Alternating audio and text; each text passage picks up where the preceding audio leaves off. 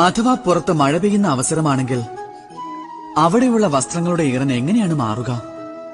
ഇനി കൊടുങ്കാറ്റുണ്ടാകുന്ന സമയമാണെങ്കിൽ വള്ളങ്ങൾക്ക് എങ്ങനെയാണ് മറികടക്കാനാവുക? ഒരുപക്ഷെ ഞാൻ നിങ്ങളോടൊരു യാഥാർത്ഥ്യം പറയുകയാണെങ്കിൽ നമ്മുടെ പരാജയത്തിനുള്ള കാരണം സാഹചര്യമല്ല, ആ സാഹചര്യത്തെ നാം ഉൾക്കൊള്ളേണ്ടതാണ്. ഓരോരുത്തരുടെ ജീവിതത്തിലും ഇങ്ങനെയൊരു സന്ദർഭം ഉറപ്പായും ഉണ്ടാകും.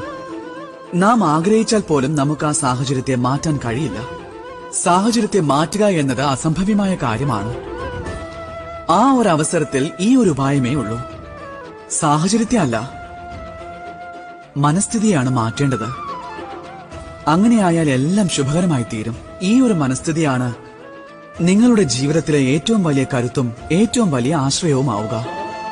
നോക്കൂ, ഈ കീർത്തിയും പിന്നെ പരാജയവും ഓരോരുത്തരുടെയും ജീവിതയാത്രയുടെ ഒരു ഭാഗം തന്നെയാണ്. പക്ഷെ നിങ്ങളേവരും നിരന്തരം പരിശ്രമിച്ചുകൊണ്ടേ